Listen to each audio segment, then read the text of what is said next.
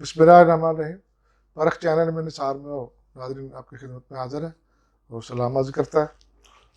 आज हम देखते हैं कि हालिया होने वाले इलेक्शन 2024 8 फरवरी 2024 को जो इलेक्शन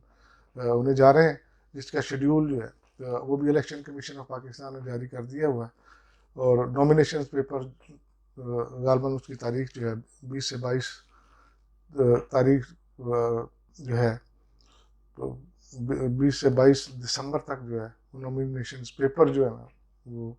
इलेक्शन कमीशन के रिटर्निंग ऑफिसर साहिबान जो हैं वहाँ पे आरोज़ वो वसूल करेंगे और उसके बाद इलेक्शन का मरहला जो है वो शुरू हो चुका है। अब जहाँ तक जो है इलेक्शन की बात है, तो मेरा ख्याल है कि जो है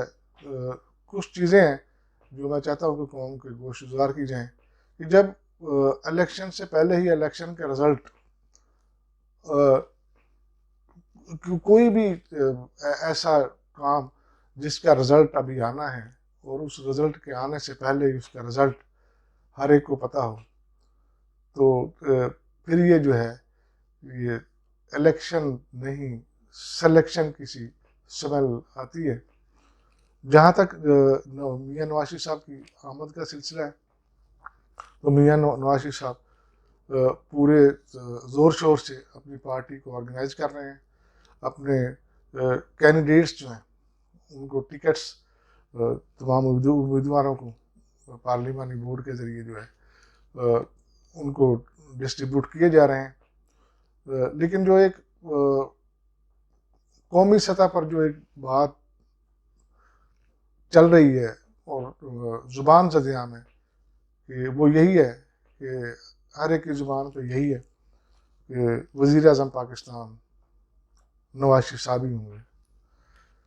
तो ये जो है इलेक्शन से पहले ये किसी सूरत में भी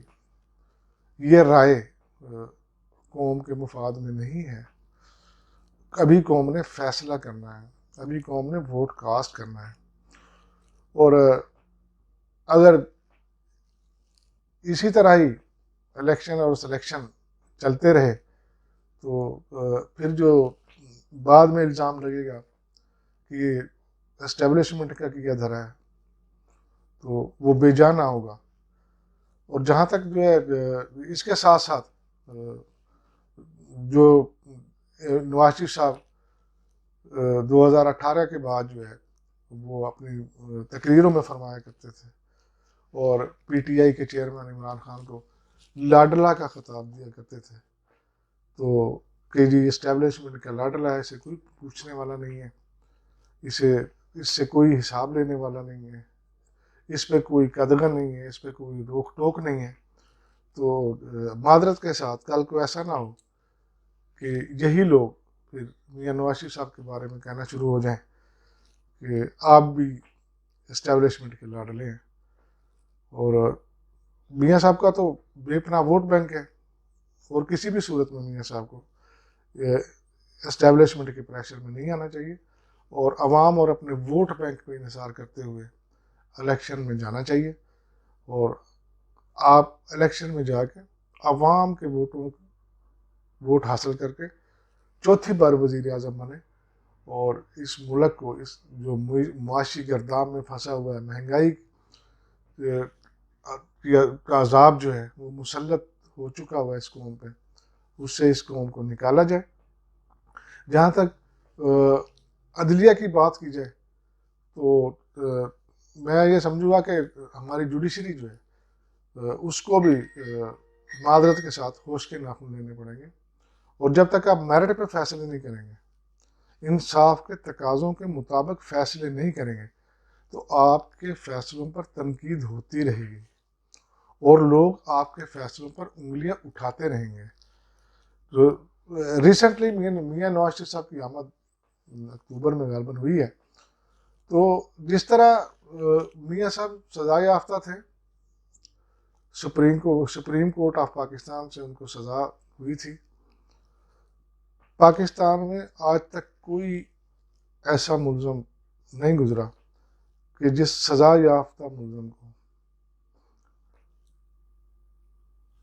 किसी अदालत ने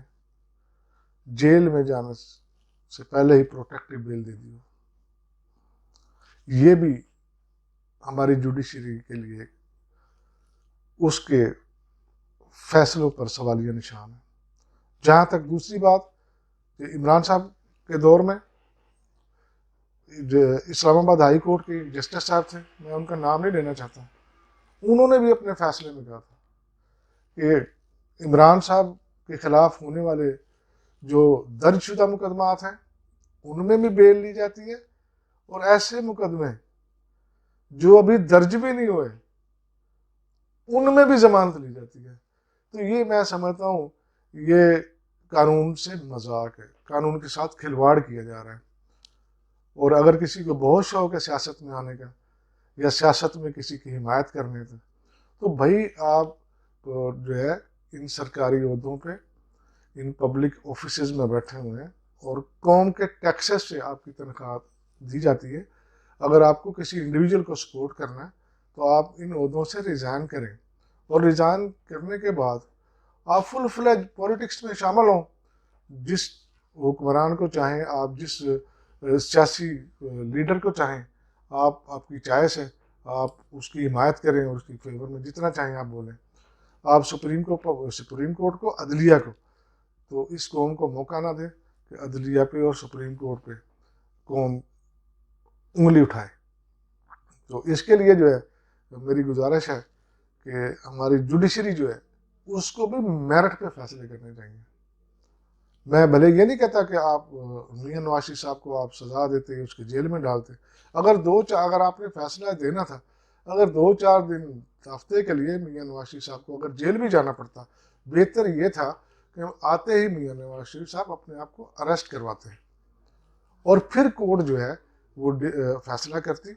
और फिर उनकी बेल जो है, प्रोटेक्टिव बेल किसी जो है सजा याफ्ता मुजरिम की मैंने आज तक पाकिस्तान में होते कोई कानून है ही नहीं है। ये इसी तरह है कि जिस तरह हाई कोर्ट के जस्टिस ने फरमा दिया कि अगर मुकदमा दर्ज हुआ है उसमें भी बेल, और जो नहीं हुआ उसमें भी बेल, ये उसी तरह का फैसला है। तो इन पे भी जो है हमारी जुडिशरी को जो है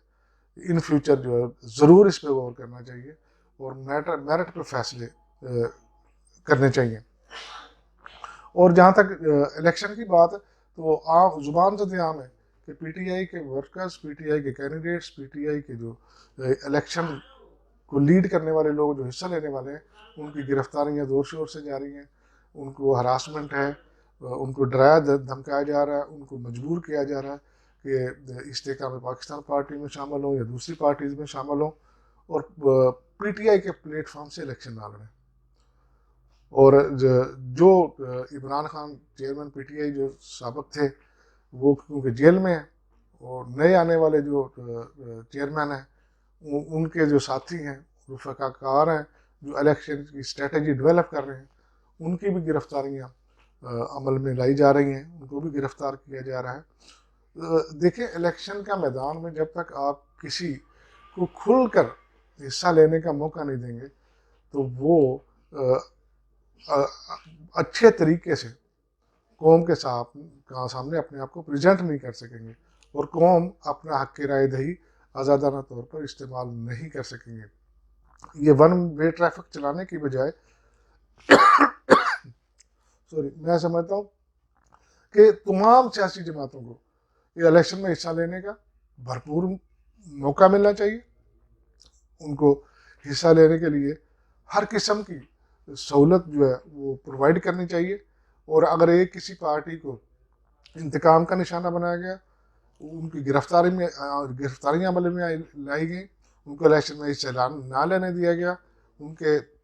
उम्मीदवारों को तोड़ा गया, दूसरी पार्टी में शामिल करवाया गया, तो फिर इलेक्शन जो है वो मुतनाज़ा हो जाएगा और उस पर लोग उंगली उठाएंगे।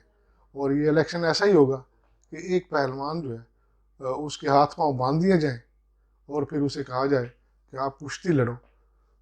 तो मौजूदा इलेक्शन जो है जो आवाम में जो एक पब्लिक में राय कायम की जा रही है वो यही है कि पीटीआई के साथ कुछ ऐसा ही सलूक किया जा रहा है। और हो सकता है कि पीटीआई की आड़ में पंजाब और बलूचिस्तान, वो उन 2 सूबों में पीटीआई के जरिए जरदारी साहब अपना खेल खेलने में कामयाब हो जाएं, इसके लिए भी मियां नवाज शरीफ साहब को बहुत वेल अवेयर होना रहना पड़ेगा, क्योंकि जरदारी साहब ने अपने सारे कल पुर्जे वो पीटीआई में भेज दिए हुए हैं और वो पीटीआई को अब लीड कर रहे हैं। कहीं ऐसा ना हो कि आखिर में पंजाब में जरदारी साहब मुस्लिम लीग नून को झटका देने में कामयाब हो जाएं, इसके लिए मुस्लिम लीग नून को बहुत ज़्यादा वेल अवेयर और मोहतात होना पड़ेगा।